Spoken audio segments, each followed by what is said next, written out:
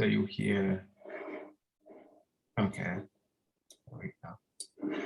So I'm gonna thank you all for coming and joining us for our second online colloquium, APCG online colloquium. We thank Patrick Pierson for sharing his work, and Amanda Clayton and Leo Ariola for serving as discussants today. So Patrick is going to be sharing his work on electoral office seeking under the specter of violence in South Africa. And so I'll give Patrick about 2 to 5 minutes to give us a sense of what we're looking at, what kinds of feedback he's looking at from the audience. And then I'll give Amanda and Leo about 15 minutes each to provide their prepared remarks for Patrick. And then I'll open the floor to all of us to give Patrick our feedback from his fantastic paper. Okay, so Patrick, the floor is all yours. Great, yeah, thanks everybody for coming, and special thanks to Amanda and Leo. I pigeonholed you as discussants, and both of you willingly said yes. So thanks a lot. I'm really excited to get your comments and hear from other folks as well. Yeah, I guess in terms of kind of context for this paper, so long story short, I was in South Africa 4 or 5 years ago, and kind of stumbled upon this phenomenon of attacks against primarily local councillors. This is the lowest level elected officials in South Africa, but they're very important because with the way South Africa's kind of governance structure is established, these folks have most of the decision-making power over local service delivery and governance improvements, which, given the legacy of apartheid and unequal development, is a really big deal in South Africa. And so kind of anecdotally, a lot of this violence is related to corruption, to the spoils of office in these local kind of elected positions, and then either folks competing for offices or would-be whistleblowers being silenced or attempted to be silenced. And so I went on an odyssey to try and see if I could capture some data, which I think I was able to do fairly well. And this is kind of the first cut at this paper.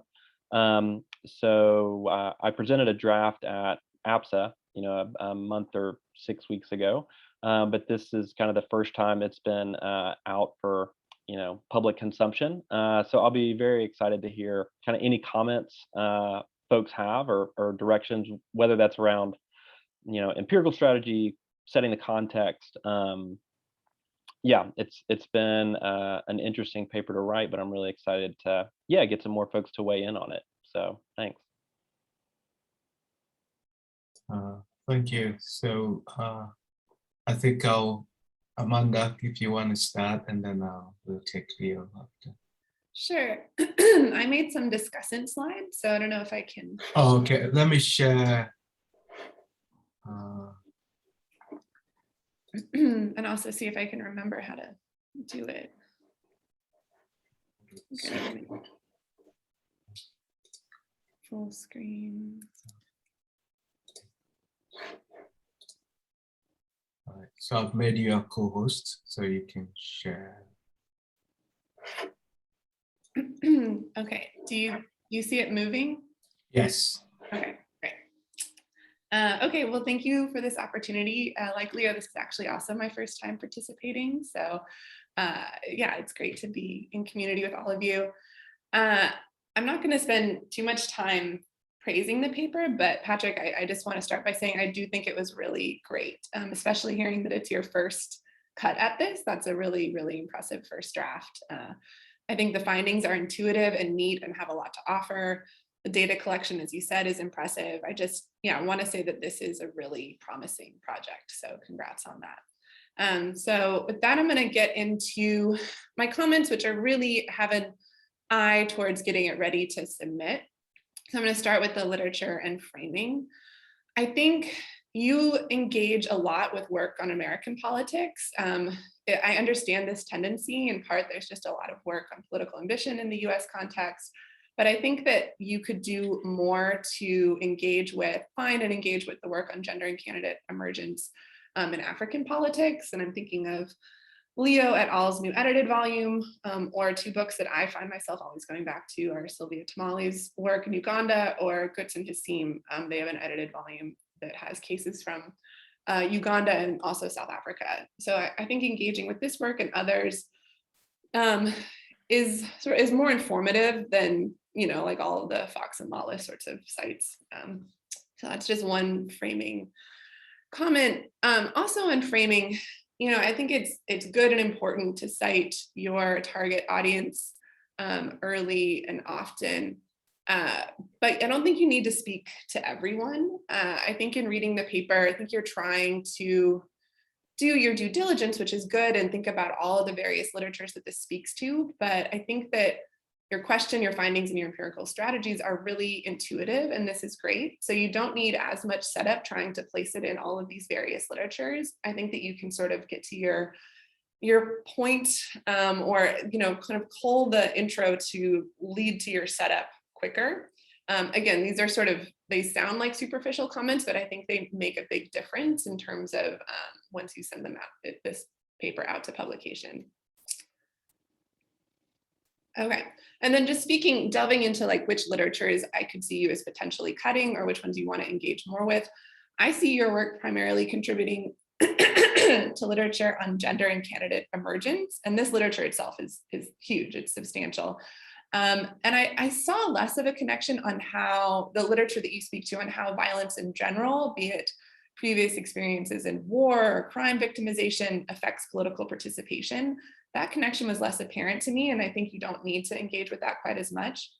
And I think the reason why I saw this connection is less apparent is because often the decision to run for office is typically studied separately from other forms of political participation because it is so rare, like other factors contribute to it. So again, all this to say, I would focus more squarely on the candidate emergence literature, and then also on the violence against women in politics literature too, which I'll talk about here in a moment.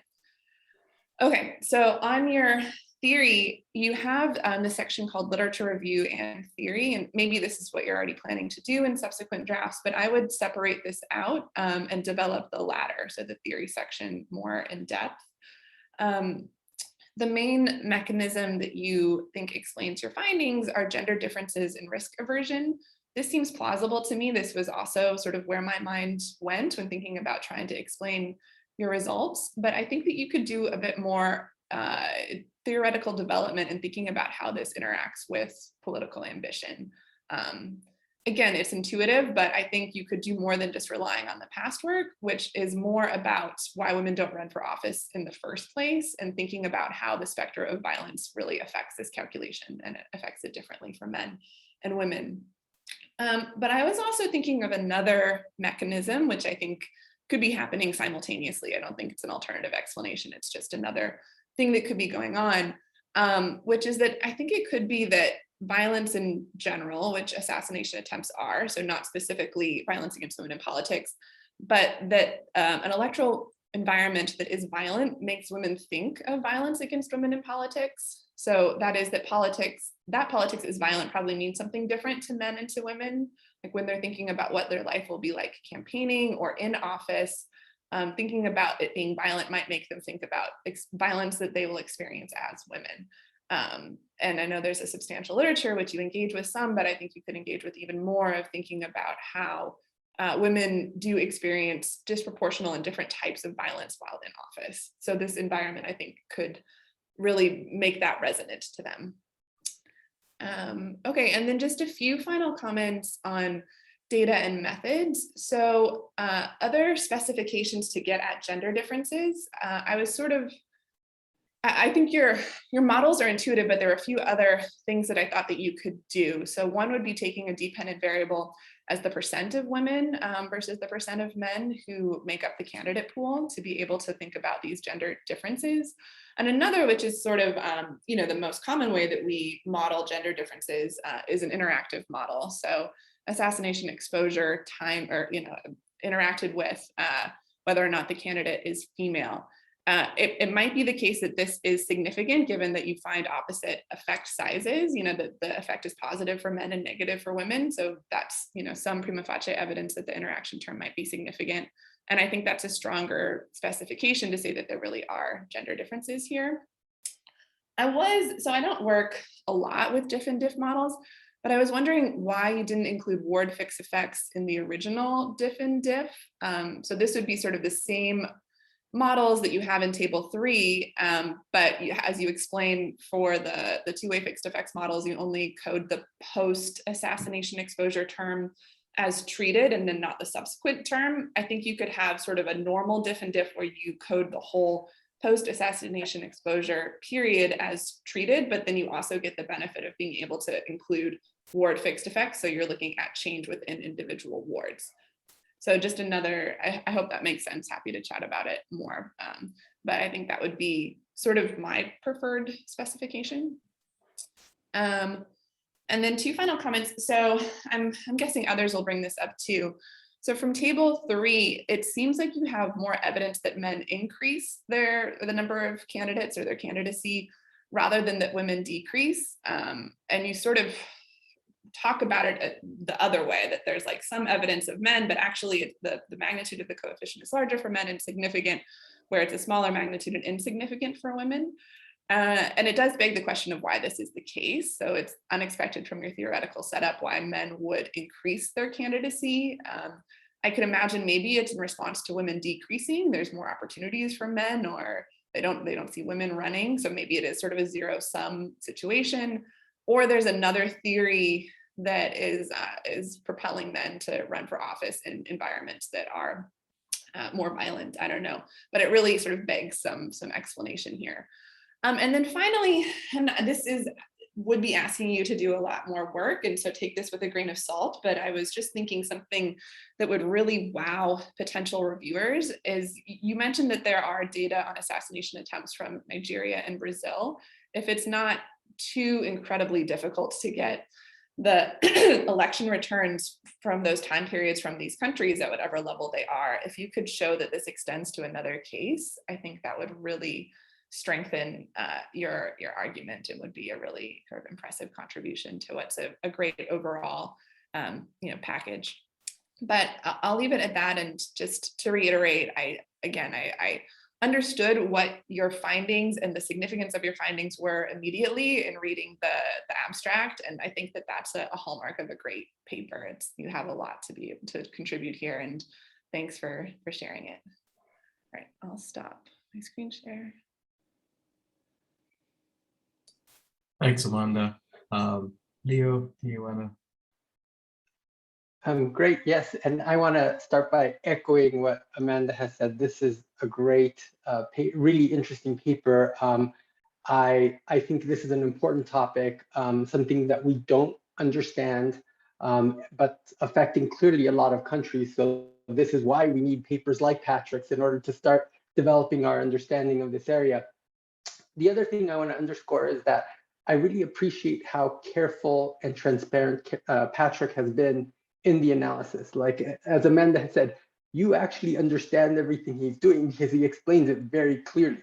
And again, that's a hallmark of a good paper, as Amanda has said. So I'm completely on board with that. So I have a couple of comments, and a lot of them I think reinforce what Amanda has said. So I apologize, I don't have a presentation, but I will email you my comments later. I have them typed out. So in terms of theory, let me start there. As Amanda said, the argument is straightforward, it's intuitive, but it's also underdeveloped.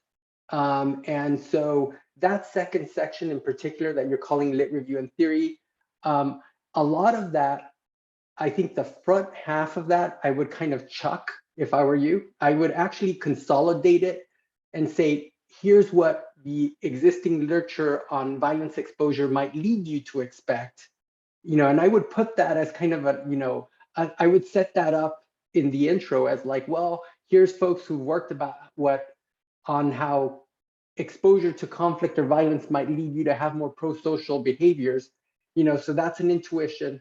but I'm going to show you that my intuition is different, and I'm going to explain to you why. And so then when you get to the second section, which is just your theory, you go straight into that. But in that respect, I point out that right now the current version asserts the logic more than it explains it. Right? You tell us about how you suspect that there are these gendered effects from violence, and you cite some of the relevant work. But I think there's probably you're making a bigger claim. You're claiming that women have a very different psychological response to violence, and so I think behooves you to draw more on. I suspect there's more literature in social psychology that would help to justify that claim, and I would encourage you to sort of work some of that in there.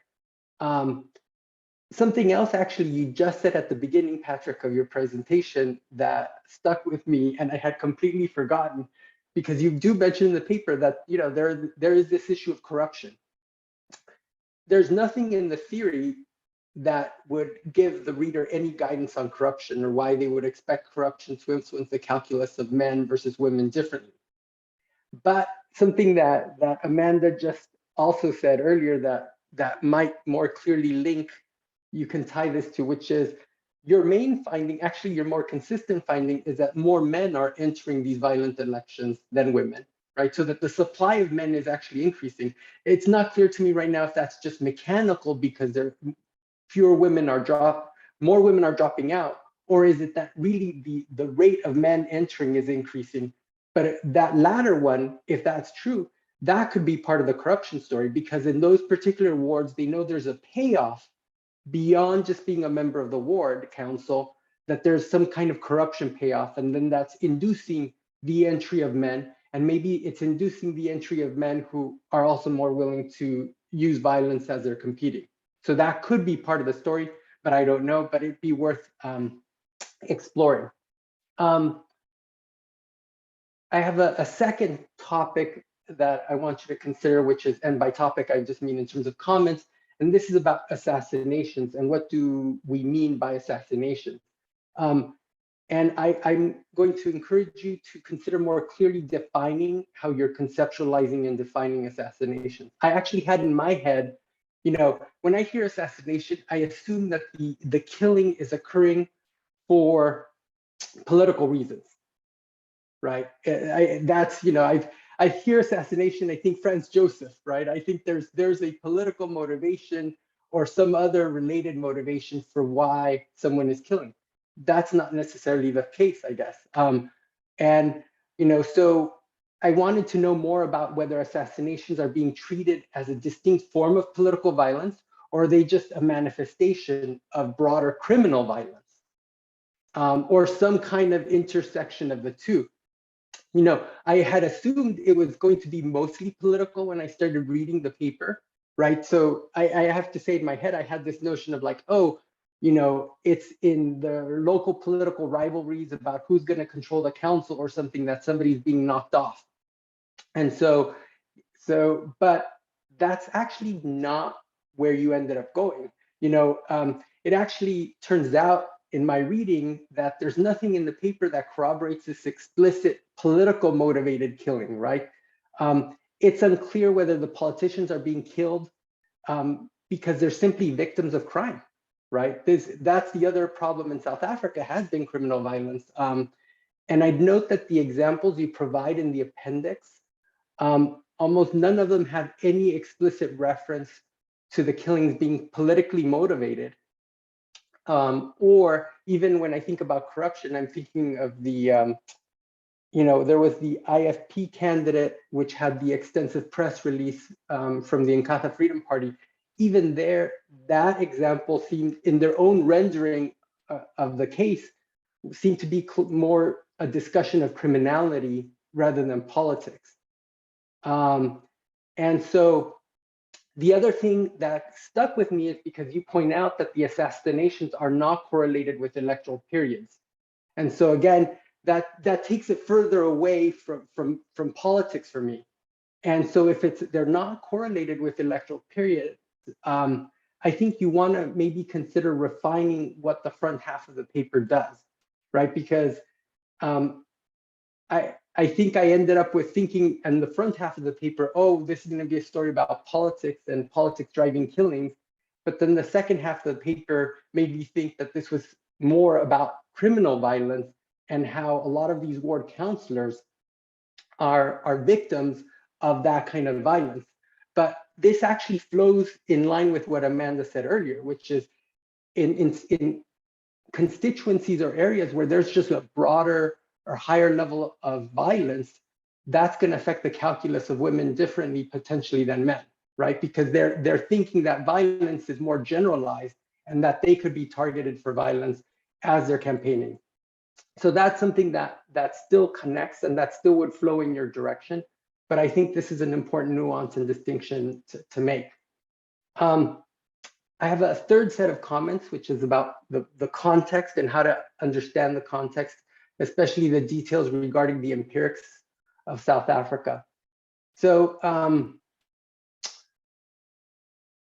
you note, actually, you made a distinction when talking about South Africa vis-a-vis some of the previous work, and you make this distinction that you say that previous findings are about post-conflict settings, but your studies in South Africa. And I think a lot of folks would think that South Africa might actually be a post-conflict setting. So that's a small thing. You also note that you focus on local councillors because most politicians enter political life at the local level. I actually don't know if this is true in South Africa. I do know that this is not true in other countries, at least certainly in places like Kenya and Zambia, where I actually have data on this. Most of those folks who become national politicians do not start as local councillors. They're actually, I think, drawn from different strata of society. And so that might be something we're thinking about. Third, given the concerns I've raised about the definition of assassinations, I think you should note again that South Africa has really high criminal violence. And if you want to claim that these assassinations are not a reflection of everyday violence, but of a more specifically political violence, I think you need to provide some justification to that end. And here I would note that the relatively small number of assassinations that are cataloged, so this is 97 assassinations over a period of time, that's versus all the elected local councillors in the same time period. So if I take the denominator and the numerator, it's not obvious to me that the killing of local councillors is any different from the broader murder rate in society. Do you see what I'm saying? So and I think that's worth thinking about. And so what is it that we're learning when the rate of killing of local councillors is no different from society as a whole?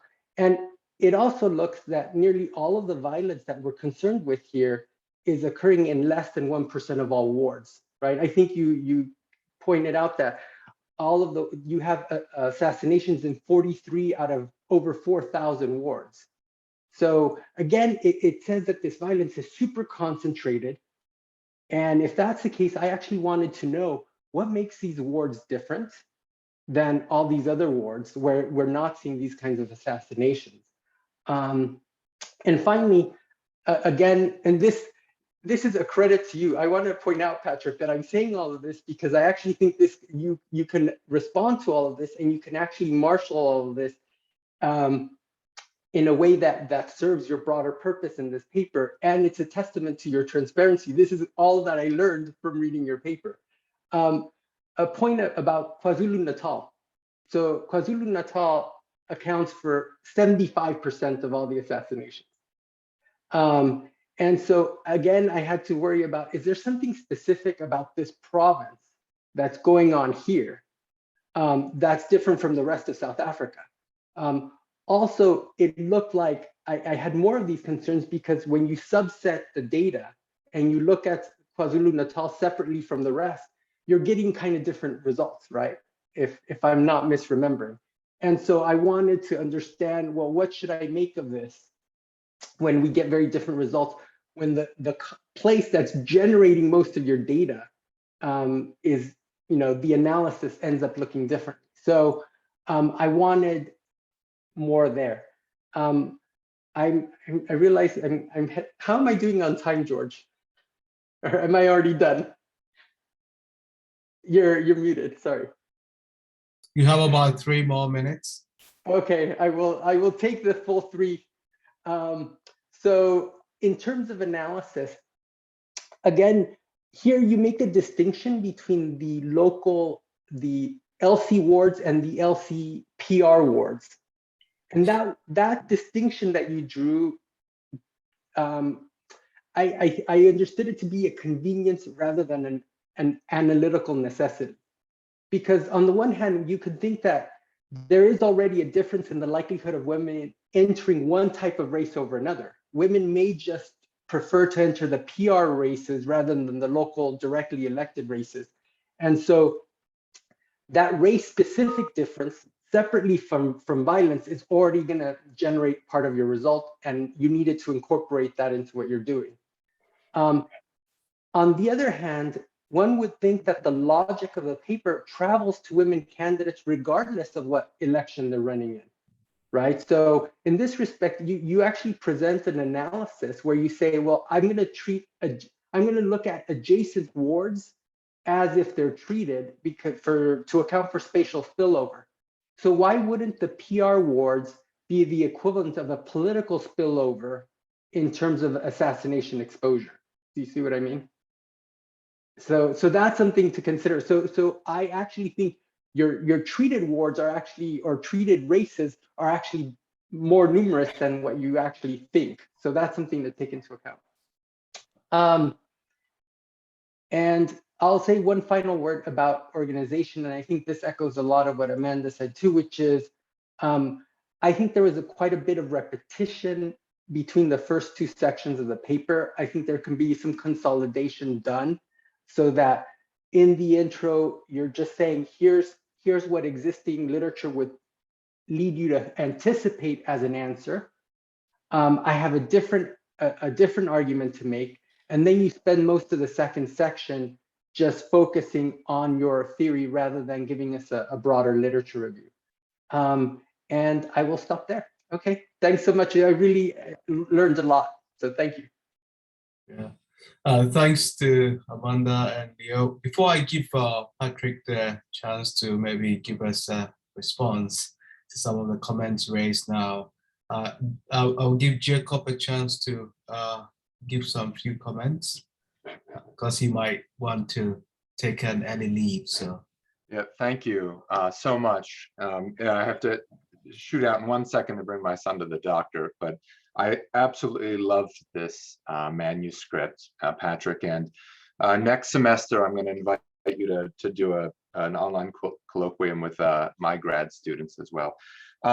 So I think Amanda and Leo did a bang up job with this, so I don't have all that much to add. I wanted to sort of take the trunk of your theory and shake it a little bit and see what falls out of the branches. In doing so, part of your theory, as far as I can tell, and you can tell me if I'm wrong, is that essentially violence, we expect violence to be a deterrence effect. It's going to suppress the desire of people to emerge as candidates. But of course, as Leo pointed out, this doesn't seem to be the case with men. And so I actually wondered if what we're really looking at is the development of a sort of Wild West entrepreneurial environment, in which the more violence there is, the more you're going to attract political entrepreneurs who feel confident in navigating electoral situations in which violence is common. And that sort of brings me to 2 additional points. I mean, I want to, we can talk later about this. I don't want to take all the time. One is that one notices a pretty large depression effect in wards where the ANC has a large vote share. And so what I took from that is, listen, we have this political machine that basically stifles the emergence of new candidates that might shake things up. This is certainly not an, I mean, that's pretty common in political machines, and definitely in, the fused party state that Boysen talks about with regard to the ANC in South Africa. So I would have liked to see more discussion of that, in part because the ANC has been, until quite recently, so dominant in South African politics that it's hard to discuss anything external to that. Now, obviously, the most recent elections were kind of interesting, right? It received less than 50%, and it's interesting to observe what will emerge. But I think more broadly, I would have liked to see more acknowledgement of a pretty large literature by South African scholars about political violence, because violence has been a mainstay of post-apartheid politics in South Africa since '94, and there's a pretty large body of work that looks at how violence functions. And so, the big piece would be Boysen's work on the ballot and the brick, in which she basically argues, you see people vote to keep the ANC in, but then they go and burn someplace down because that's their actual voice.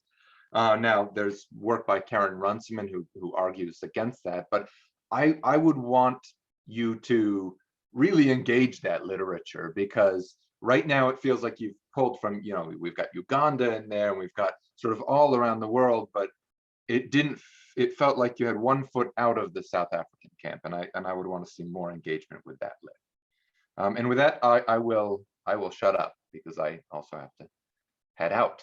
Thanks, Patrick. This was amazing, and we'll connect later and talk more. Thanks, Jacob. Patrick, do you have any initial reactions?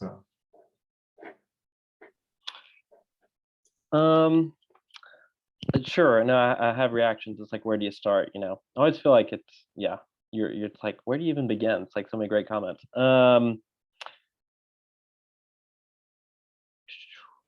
So a couple, so one thing, so these comments are great because they're all raising on that, touching on questions that I have myself and that I've wrestled with trying to address in various forms, and many instances don't have a good answer for, unfortunately. I think one comment on Leo's concern about focusing on the LCPR versus LC Ward races. So, a part of this paper is explaining South Africa's very complicated electoral system, especially at the local level. It is just like, you can get more into the weeds than you ever wanted to, I will assure you. So I guess the reason there's an explicit focus on the LC Ward races is twofold.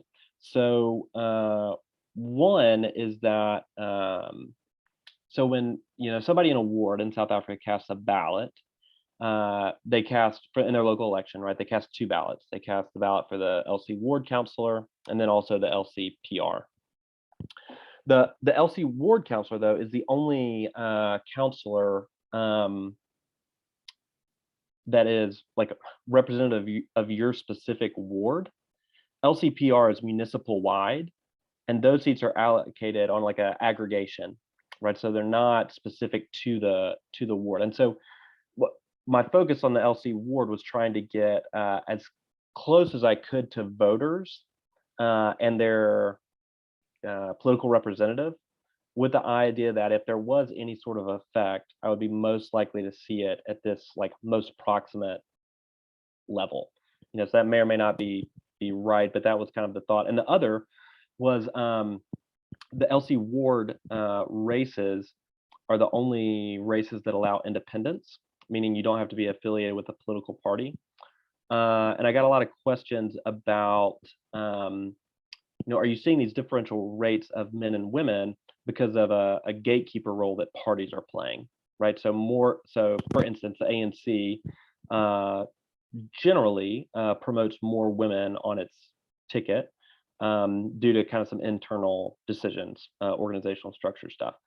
And so the focus on the LC ward was to try and isolate as much as I could the role of political parties serving as these gatekeepers, because much to my not due to a lack of effort, but no political parties want to share anything about how they select candidates. So it looks like that might have spurred a couple comments. That's something I've thought about a lot. So happy to get comments on that and others' thoughts. Lex?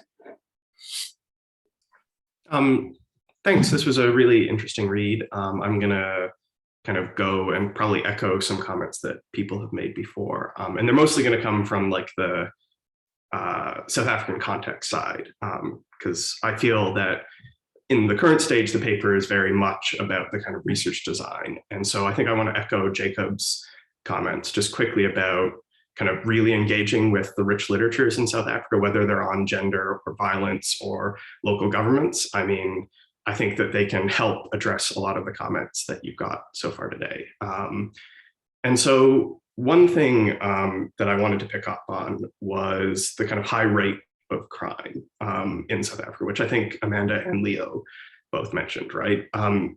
So are these just, are these assassinations happening in these high crime areas? And I think that the high rate of crime, and especially the high rate of violence against women and crime that focuses on women, is something that I think theoretically you should be engaging with, right? So I think your logic is very compelling, but then the logic is a little bit confusing when you think about South Africa as a country in which there are many, many targeted attacks against women, but what discourages women from political participation are a couple of political assassinations. So I think you need to convince people a little bit more of the kind of that being the main driver. And then the second question kind of coming from the local context is echoing some of Leo's points, which is how do you really deal with KZN, right? How do you deal with KwaZulu-Natal, where most of your political assassinations happen, but the results seem to not really hold in the same way that they do for the broader sample. And so the main question I had on that is whether you can be controlling for some things that might be going on as well at the same time, right? So you're looking at an era where there's been a kind of increasing decentralization of power to traditional authorities, which could be leading to this increase in men's participation in a lot of areas, right? This is the traditional Khoisan leadership bill era. This is kind of the realignment informally with Jacob Zuma in KwaZulu-Natal, which could be, as people have mentioned with the IFP, kind of leading to changes in candidacy at the local level. And so I think you really need to deal with KwaZulu-Natal, both because I don't really know what the story is without it, and I don't really know what the story is with it right now, right? How can we explain the fact that your effects aren't holding in that area? Because I think the politics of gender in South Africa is such that you need to be kind of talking about what else might be affecting things, and whether it's the kind of the Zulu kingdoms and the Zulu chiefdoms kind of affecting political participation as much as these kind of targeted assassinations, and whether those two things are correlated.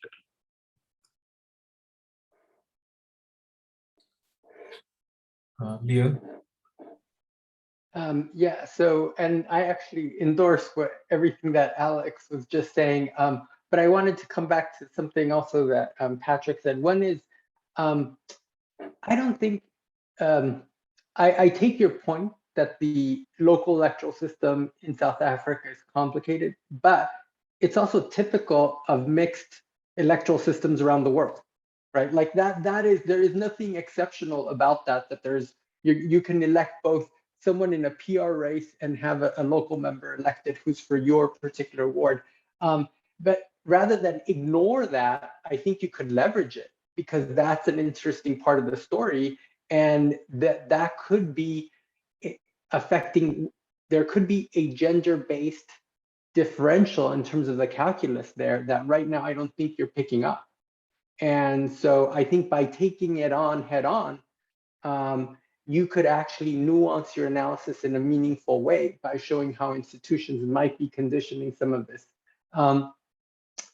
Now, So that's just one thing. And actually, now that I said mixed member districts and things like that, I keep thinking about the case in Mexico, which I know well, which is, you have there a case where a lot of local politicians are being killed or assassinated, but it's not necessarily because it's the other party or the other candidate who wants to kill them off.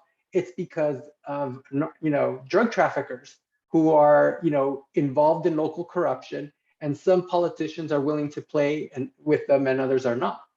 And so part of it's kind of a hazard of the job in those places is whether or not you're going to play by the rules of organized crime, and that's what's increasing your risk of being killed.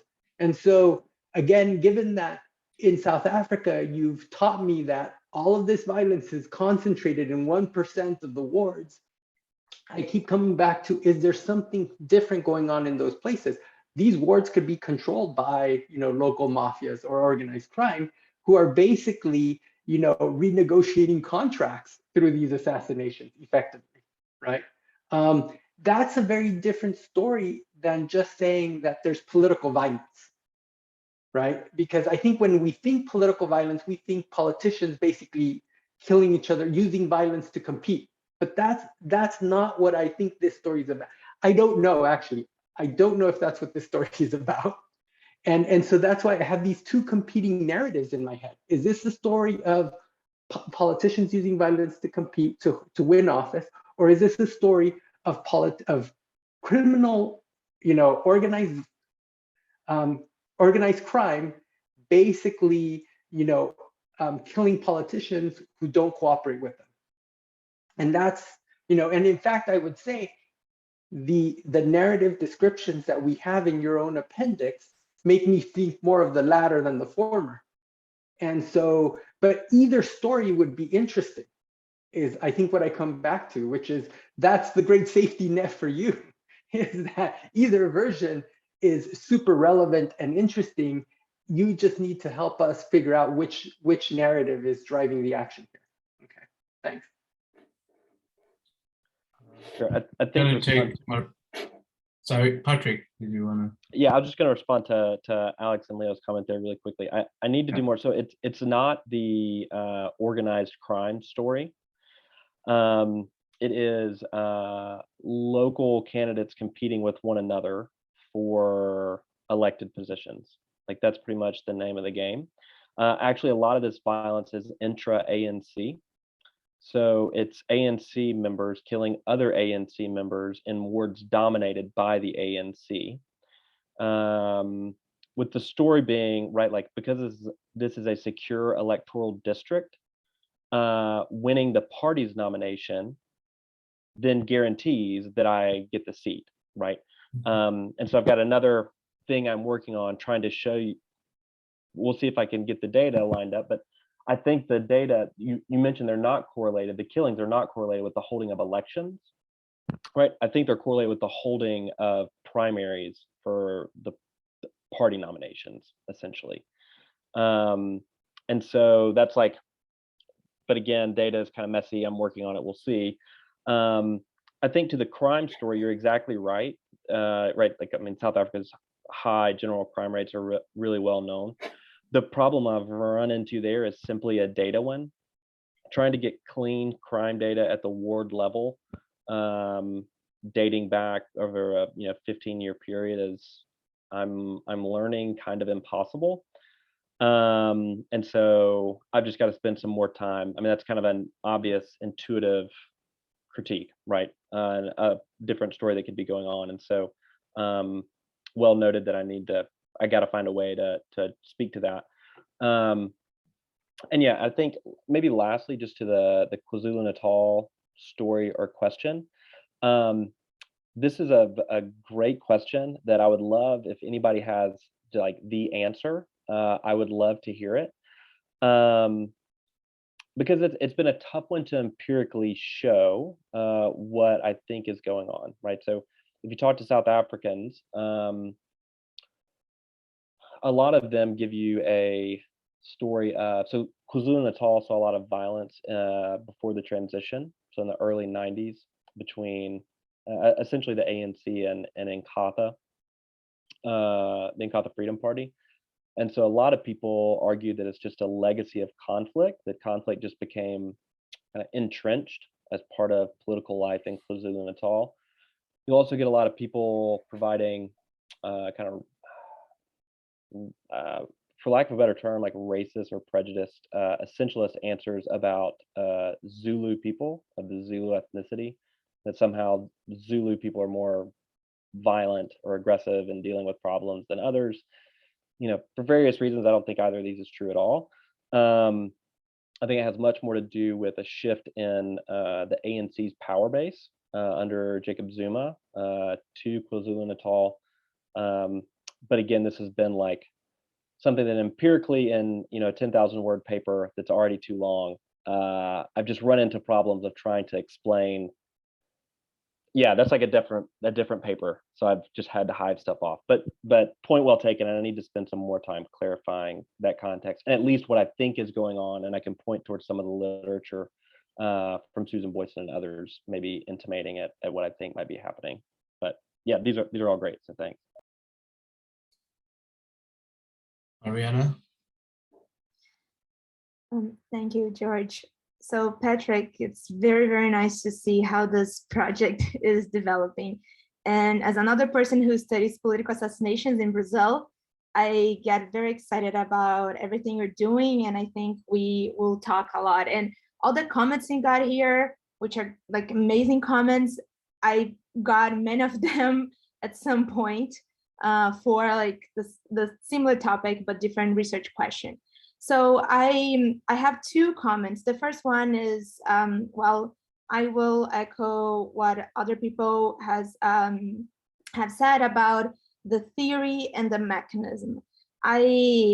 So the women, so I will also connect to the story about Brazil, because in Brazil, my data set shows that women, we have only like 5% of assassinations targeting women. They are not targeted at all.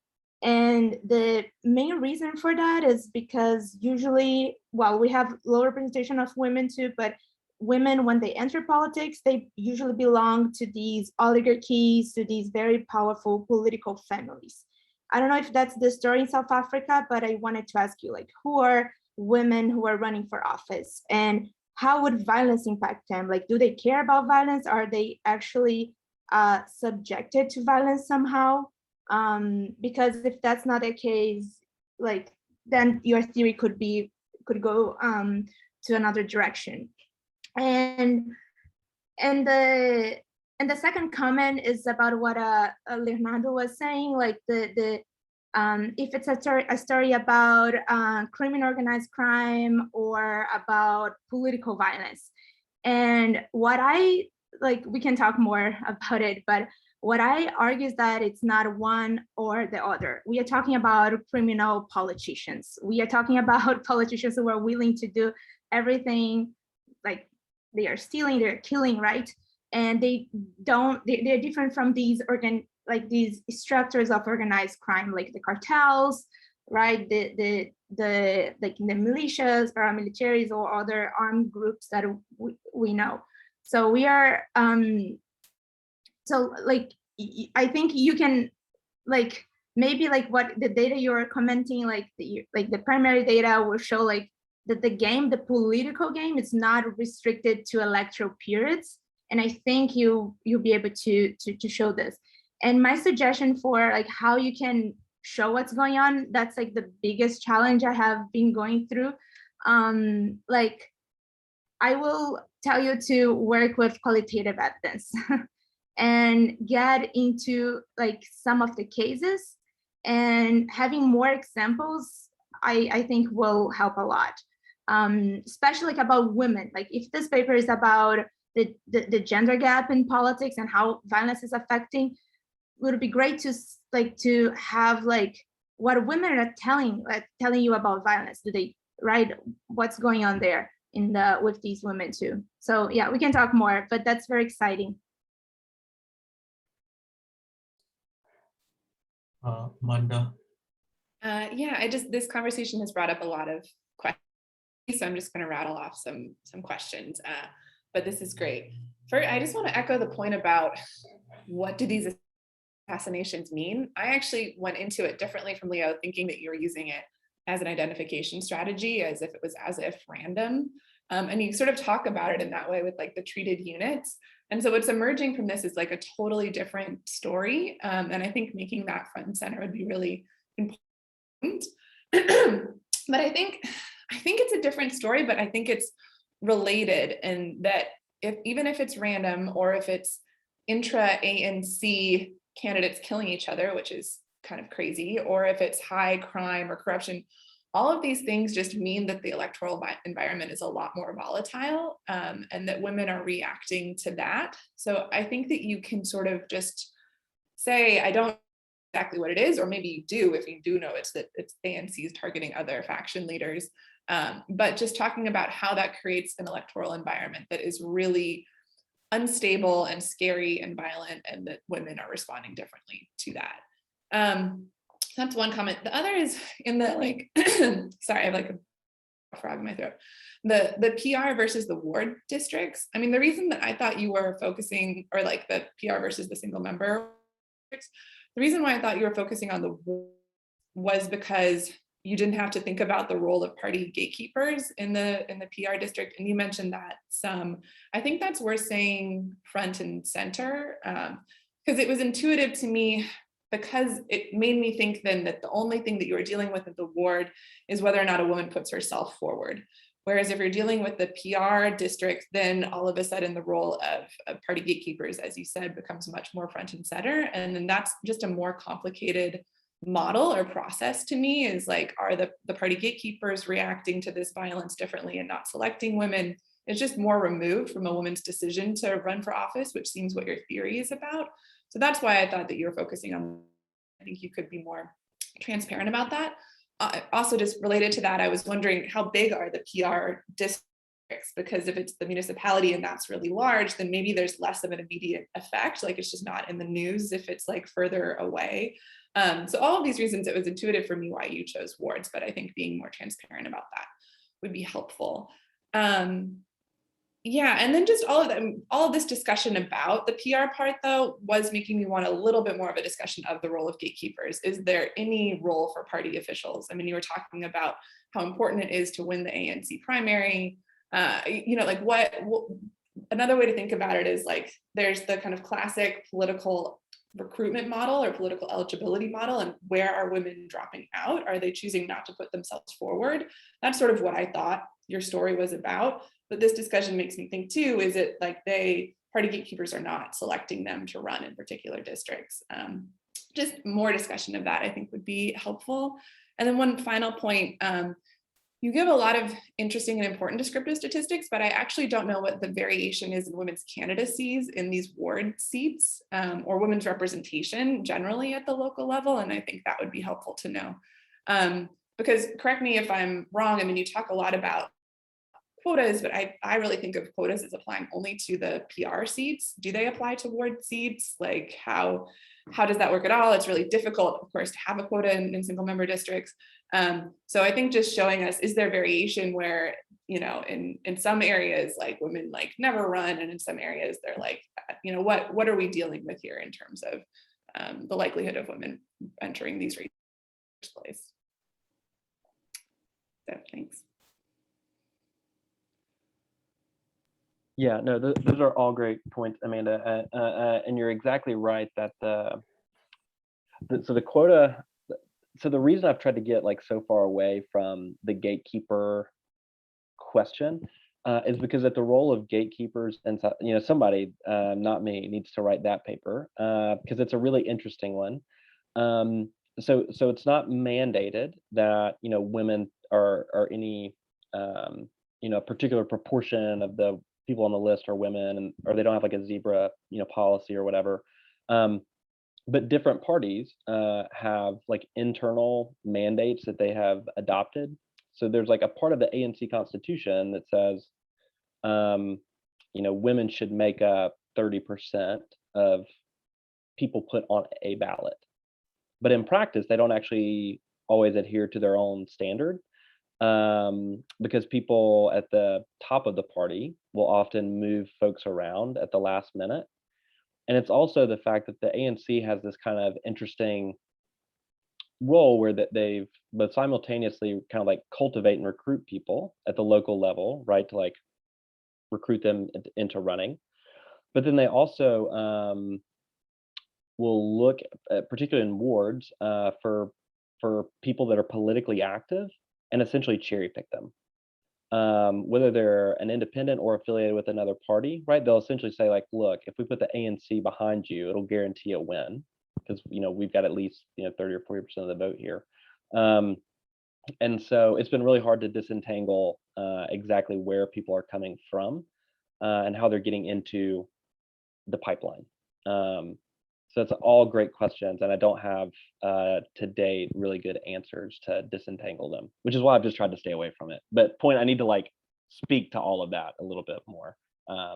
Seems to be a common consensus.